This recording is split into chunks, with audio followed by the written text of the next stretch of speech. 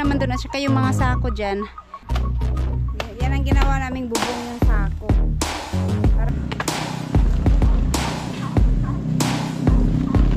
Ayun guys, dito naman ilalagay yung net.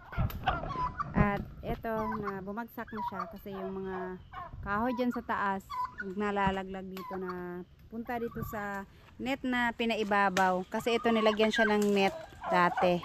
Kasi may mga manok na kasama. Nakakalipad kasi yung mga manok kaya nagyan ng ganito. Ngayon, hindi na namin lalagyan ng net kasi pabo na lang yung ilalagay dyan sa loob. Wala ng manok. Kaya, ayan. Dito, ano naman yun eh. Hanggang doon sa ano be. Kasi may mga poste-poste na dyan na pwedeng ilagay. Pwedeng paglagyan pala. I mean.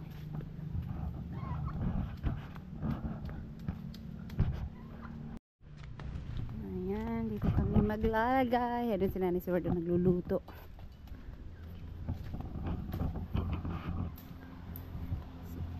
Eto na lang be. Etong poste hanggang dun sa isang ano. Uy, ang dami palang ano dito. Alugbate.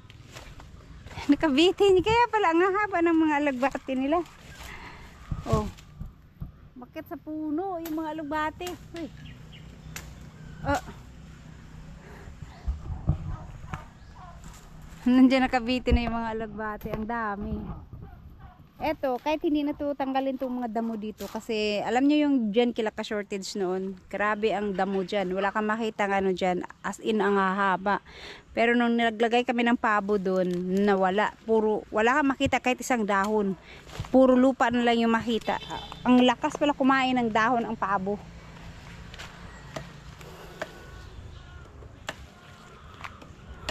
Kasi itong net na to magagamit pa rin naman siya para sa pabo. Dugtungan na lang namin, idugtong namin yung galing sa lote. Kahit ito be or hanggang dun oh. Itong sa puno na to oh. Paikot para mapasok tong dito. At pagkain na nila yung mga dahon na yan, maubos yan.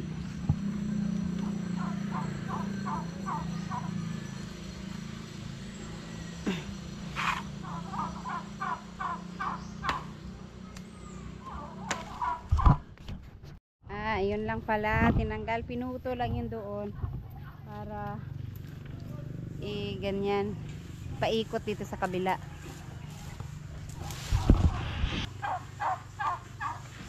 Ganyan, dibe? Dito.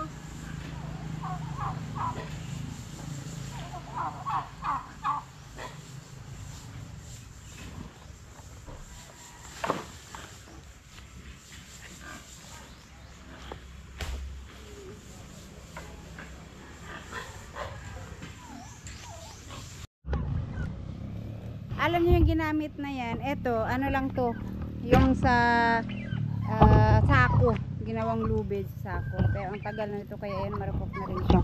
Kaya tatanggalin na lang. Tapos, ayan, yung net niya. Ang pabo naman ata hindi nalipad, no? Kaya, hindi sila nakakawala dyan, kahit ganyan lang siya kababa. Nandyan lang din sila. Kakagawa na lang ulit ng ano, yung masilungan nila na maliit. At ilang days na yung ano ng pabo natin be, itlog na inano dun.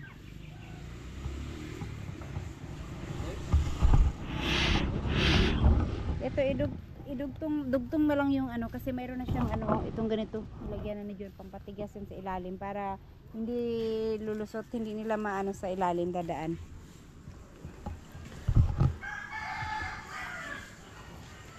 Lawak-lawak na yung paglalakaran nila. Ayan ang dami nilang pagkain. Kaya isang linggo lang to, wala na yung mga dahon dito. Grabe kumain ng dahon ang pabo. Tira na sa kabila, be, laglag. Tira sa kabila.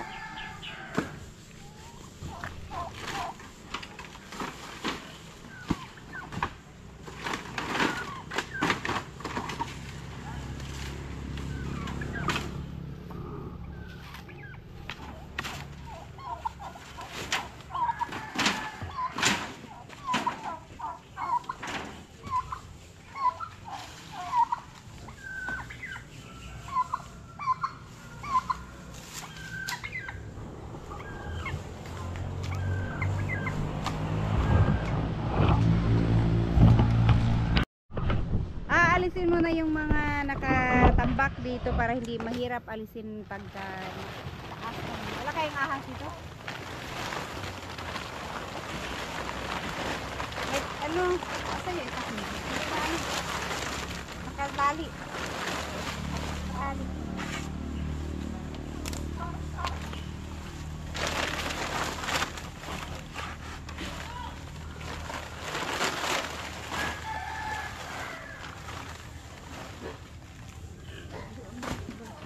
Gawin pang gato. Maigo, pero itong ulo hanap eh.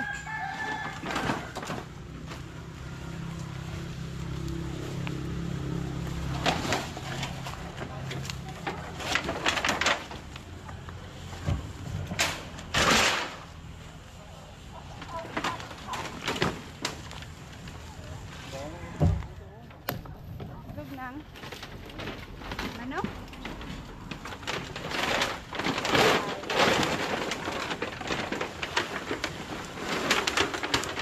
Takot ako mag-alis, baka mamaya mayroong biglang lumabas dyan. Ingay na ng ano, wala na. Yan. Malay mo, natulog.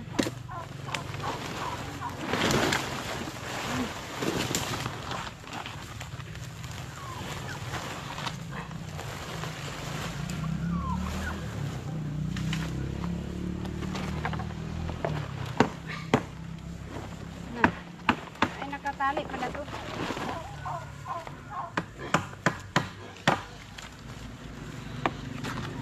Paano nakatali? Dito no?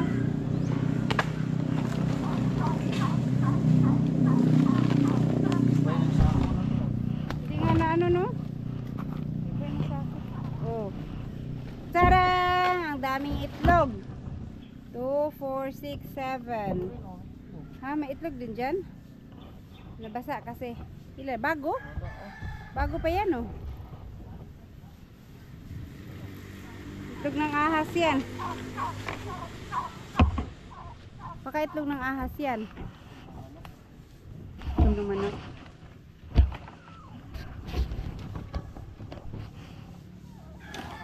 Mga nakatagong itlog.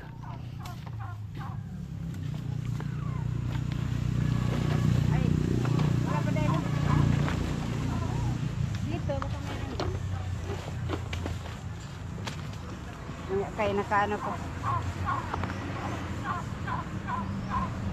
Ito wala kasi basa.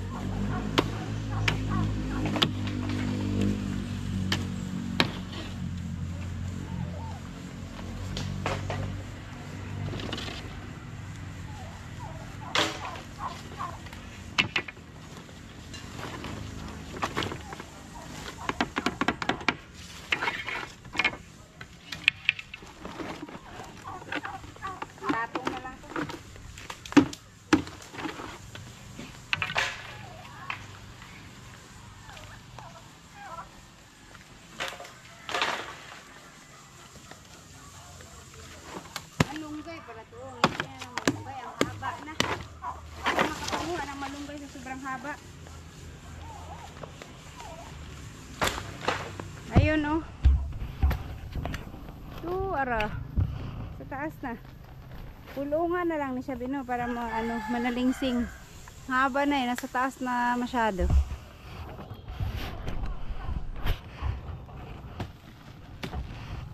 Ayan.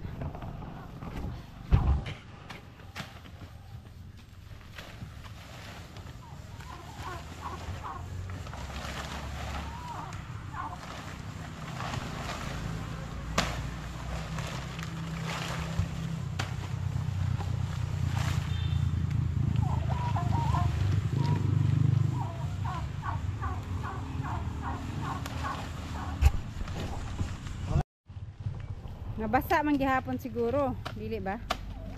Yan ang ginawa naming bubong yung sako. Para sa mga itlog.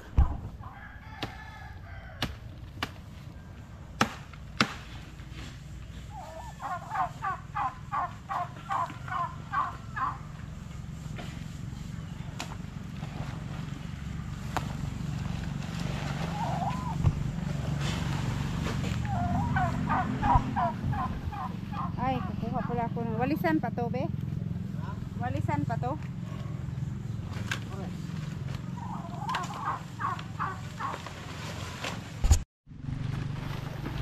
Yun, oh, may snail na dun. Pinamahayan na kung ano-ano. Anay, mga langgam, may snail pa. Buti walang ahas na namahay dito. Sabagay, ang pabo hindi siguro kayang kainin ng sawa. May nahuli kami ditong napakalaking sawa noon. Nakabitin dun sa kulungan ng manok. Kinain niya. Pinatay na niya yung manok.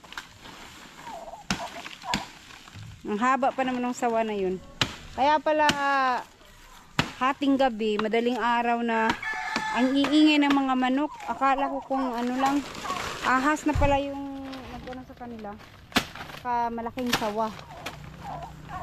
Nahuli ni Buyog kasi nakabitin yung kalahating katawan niya sa kulungan ng manok. Yung kalahating katawan nandun na sa loob, yung kalahati na sa labas pa.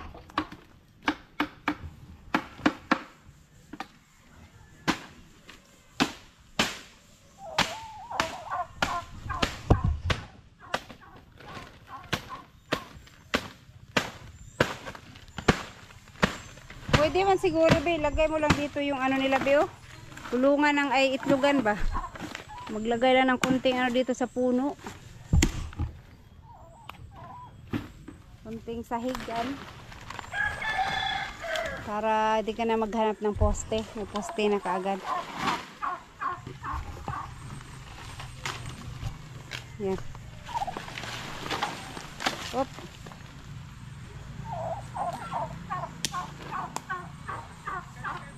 Ang yero da EPO, nakalabas sa daanan ni Nanay Suwerd. Baka masagi yung paa niya dyan. Dito lumadaan si Nanay Suwerd eh.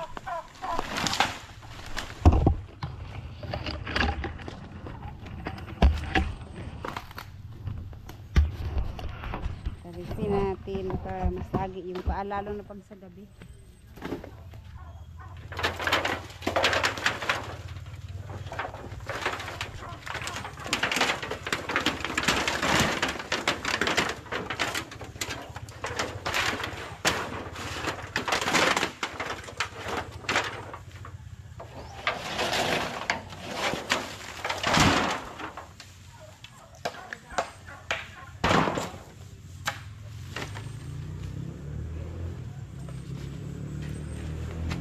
Wala namang butas yung ilalim niya, no?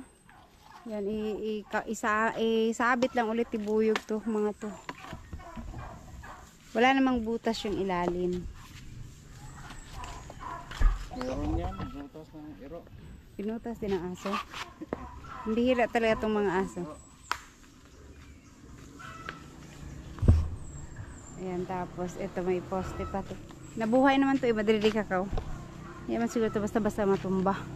Paikot lang dun din sa isang poste din niya na ginawa ni Buyo. Pero nabuhay. Nagkaroon siya ng ano, duldol na, no? Sa Bisaya, duldol. Yung parang may bulak na bilog siya na malalaki. Bulak nga, Tagalog yan. Bulak, di ba man yung bulak kasi? Bulak yan. Iba din yung may bulak talaga na bulak talaga Yung siya. bulak na cotton. Oo, ito. Pero yan, bulak din yan. Bulak din yan. Bulak yun pala yan. Nagawang unan. Buhay, no? Tignan mo. Isang poste lang yan. Dami lang niyang sanga. Kaso lang, ang bilis mabuwal niyan. Kasi nga, poste lang siya. Hindi malalim yung pagka, ano niya. Pagka tanim niya dyan. Nagtaka ako, bakit? Kumunti yung mga sensation ni Nanay Seward. Nandun na pala sa harap. Sa bahay ni Nanay Seward. Nawala yung mga sensation. Nandun na pala, nilipat na pala. Naglipat bahay na rin pala ang mga sensation ni Nanay Seward. Oh. Nandun sa puno ng Star Apple.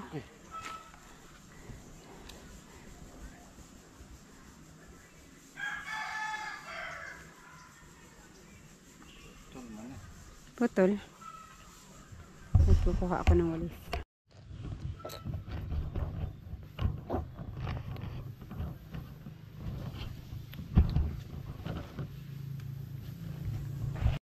Ayan guys, sa wakas na ano na rin, na ilabas na rin yun. At least madali na lang anuhin dito.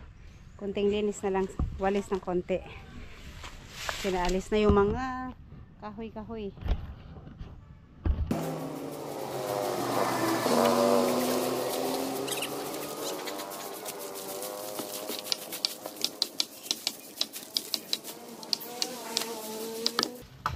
Poste ka ulit. Kailangan pala ng panibagong poste. Para saan yan? Bakit di pwede doon sa ano, isa? Di pwede doon sa isa? Oh. Oh. Ano yan? Dol-dol na po na? Ang laki. Asan mo nakuha yung madidikaw na yan? Samin na ko. Ang laki madidikaw yan. At least yan. Mabuhi man na. Mabuhay yan.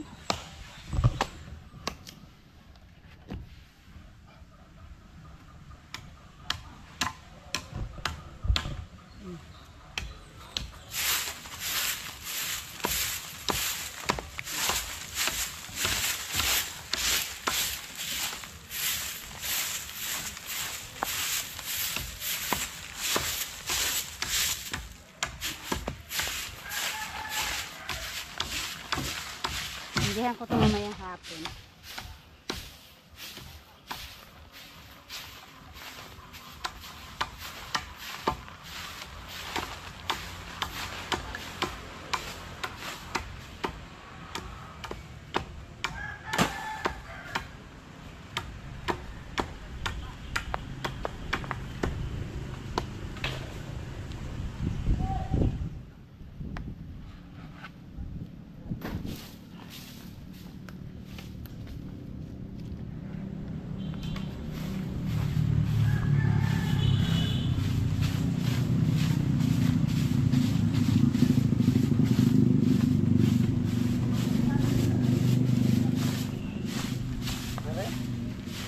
Pwede.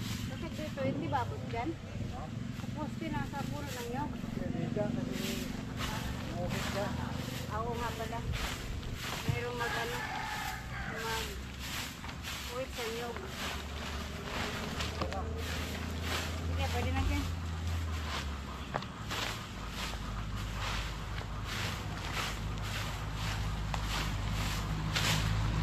Dito na lang na ano. Diyan na lang banda. Bumbir. Uyo. Ayan dyan banda. Kasi may puno ng nyug dyan. Di na pala pwede. Kasi pag mayroong manguha ng bunga, mahirapan. Pag may nakabako dyan. Itong itlog na to, pwede pa to be? Oh. Walang parking. Tapos dito. Sobra yung ano, mahaba tong net eh. Sobra yan. Kala ko iabot mo hanggang dun. Wala yung mga pabo naglakwat siya na ang mga pabo. Kasi manunungkit ng nyug dito. Hindi makadaan nga. Di dyan mo na.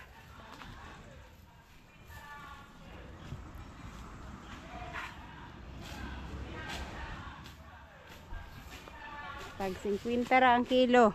Kilaw na. Kana. Di dyan na lang idugtong. Punuan ng kuan. Dyan na lang na itali be. Then magbago na ng ano itong isa. Punuan pa. Madre de kakao.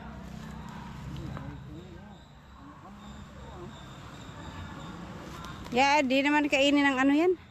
Di naman kainin. Yan. Yung mismong puno. Grabe. Nakabitin talaga yung mga ano dyan, oh. Dana. Dana na siya iikot, pe, para yung isa, panibago na lang. Balik ka na magdugtong. Mahaba yun. Lagay dito. Oh, yung bago. Mahaba naman masyado.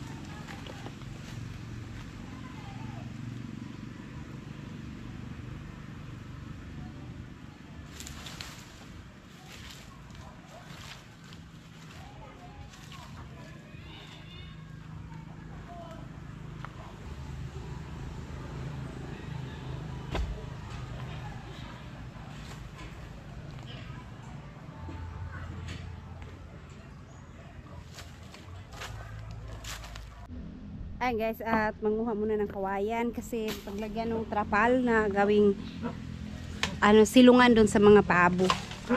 Yan yung natumba, no, nung hinangin natumba siya, nabali itong mga kawayan na to, pero itong isa magagamit pa, malaki na rin naman, pang ano lang para sa trapal.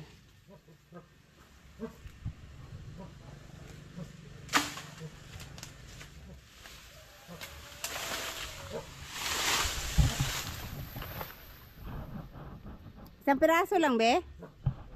Isang piraso lang. Ang dami palang papaya dyan sa baba.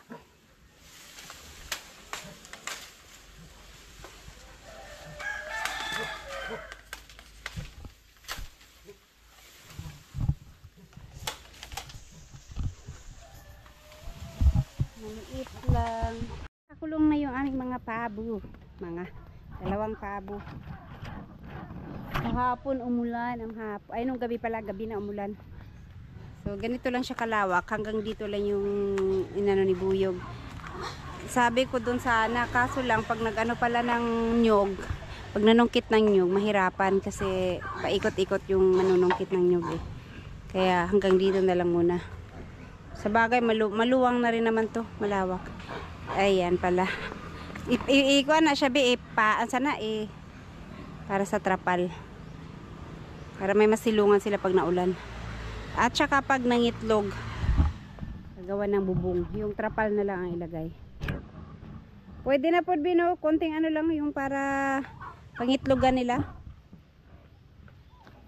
Hangit na kahoy lang. Sige, hawakan ko yung ano. Ay, mataas pala. Hindi ko abot oh. Nakatipto na ako. Yun.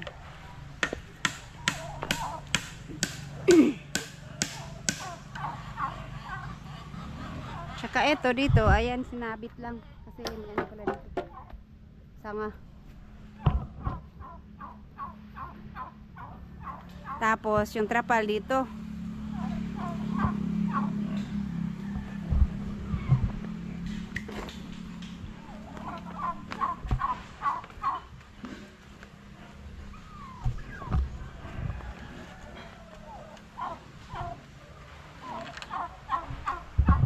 Shout out pala kay Sir Jong. Ayan, hindi ko pa kasi na-contact si Sir Jong. Bibili ako sa kanya ng isang lalaki.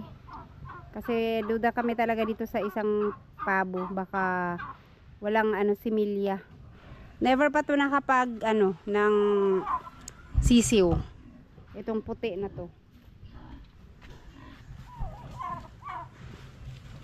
Baog siguro na nga pabo. Nakay ganyan. Kamatanda na to, no? Hindi na to pwede lechon pala, be. Bala ko pa naman sana lechon. Kung matigas na siya. Kung matandang matanda na siya, di matigas to.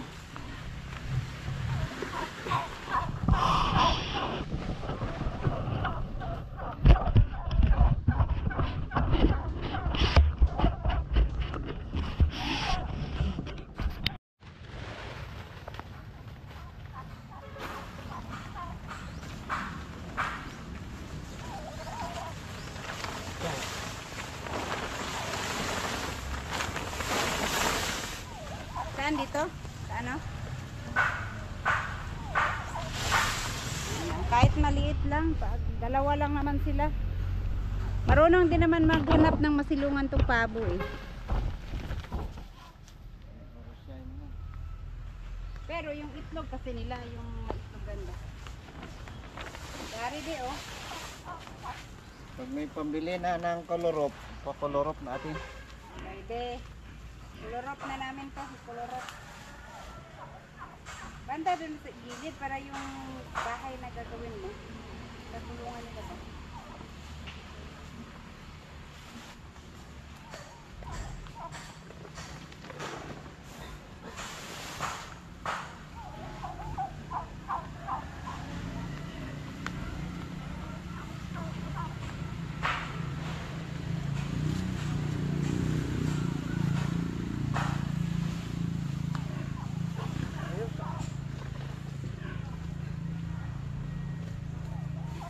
Ito yung malunggay? Ito yung malunggay? Asan yung malunggay ito lang? Ano? Ang iksi naman ang ginawa mo. Pinutol na ni Buyog pala yung malunggay. Ayan oh.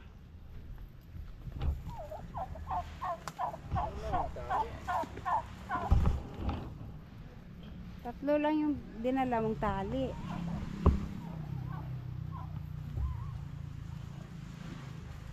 Ipaslant mo lang masyado be kasi yung mga dahon pagka ano maipon sa taas. Speaking of dahon, yung bubong doon no, pwede nang paanuhan, pawalisan kasi tapos na maglagas yung mga ano. Ha? Kabila. Yung dito.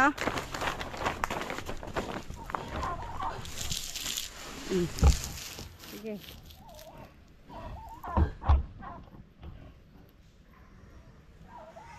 Ano, malaglag lang yung dahon. Bumagsak nung nakaraan yung ano dito kasi yung mga dahon niya kumapal ng gusto. Tsaka may puno kasi mga sanga-sanga na bagsakan.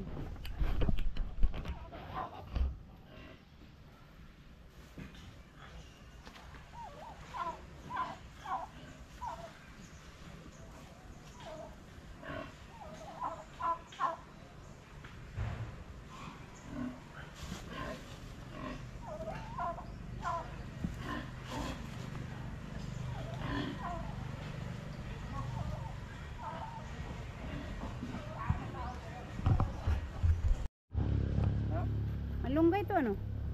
Madridi kakao. Madridi kakao pala. Akala ko saan mo nilagay yung ano, yung pinutol mo na malunggay dito. Malaki yun. Yun o, pinuste ko dun para mabuhay. Ay, ayun. At least kasi itong mga to nabubuhay sila eh. Mag ano yan, magsanga-sanga. Karoon ng dahon.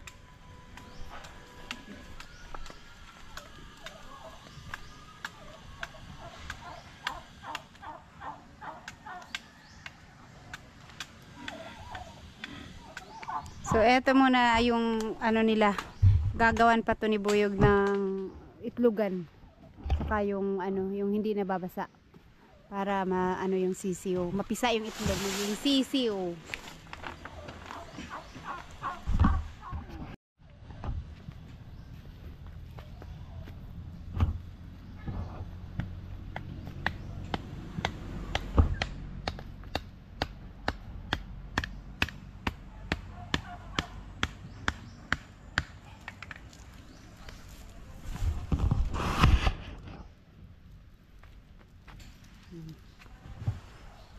At least madali lang malaglag ng dahon pag ganito.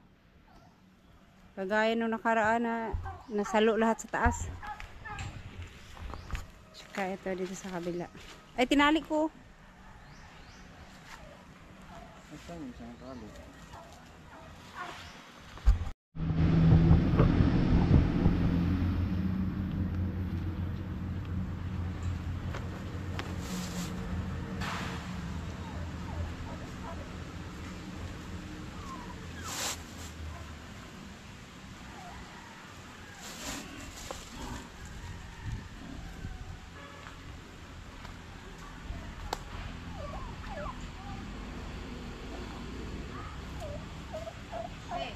Ayaw ganarag na si King Derebe ha kay ay buhok Derebe ro lahi unta ni Derebe. Delikado kayo mo unta. Bungaw ra ba na siya kay curious ba na siya. Lahi unta na dito. Kana mga sabo diyan na man mo ani mo bala ni. Tok. Para sa ito garan. Vaksin. May sila to. Tungtong ba ning pabo bidili? Tung. Oh, dito mo himo kog tungtunganan o. Ayan guys, tapos na. Ganun lang muna ang kanilang bubong at gagawa pa ng ano, paitlogan si Buyog sa kanila. At least mayroon silang masilungan muna pagka naulan kasi panay ang ulan ngayon. Dito sa ilalim, dito, sakto rin dito, no? May yero naman doon at saka yung mga sako dyan. Ano pa yan, matibay naman, hindi na anuhan ng ulan. Yun din ang gagamitin ni Buyo pagkagawa siya ng ano. So ngayon, yan, ito muna. Dagdagan ng kapitbahay ni Nanay Suwer, mga pabo. Ayan, maraming nag-ano pala dyan ngayon, nag-ano sila ng mais. Nag-harvest na sila ng mais, kaso lang yung mais nila, ang daming kinain ng daga.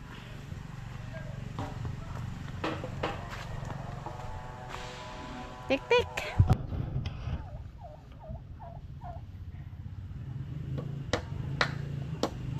Yan pala yung ano, tungtungan nila.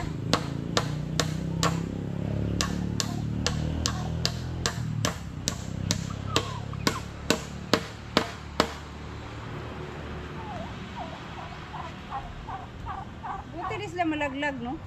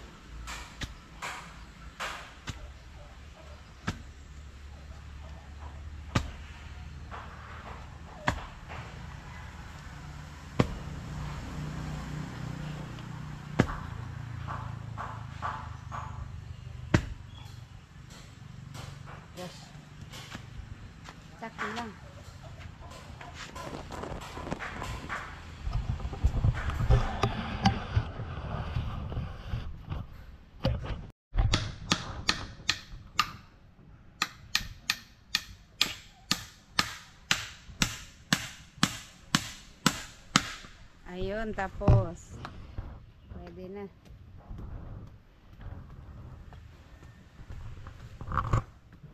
Alright. Ayan pala, busy si mama nagluto pagkain dun sa mga trabahante ni Kabugoy at sa trabahante ng ano ng mais. Ano yan, pansit? So, 1 heart. Luluto siya ng pansit. Ayan o, ang laki ng ano ni mama. Akala ko advance celebration ni mama sa kanyang birthday. Birthday niya bukas eh. Kasi yung lulutuin niyang Mickey, 2 kilo. At 3 kilo na. Sabi ni Kabugoy. Grabe, kung magluto, daghan man ang kayo. Ano yan, pinamala? Ipabutangan ko ni Sabaw Gabay. Bagay, mga lalaki kasi yung trabahante ni Kabugoy. Malalakas kumain ng lalaki. At saka pagod. Kaya maraming makain.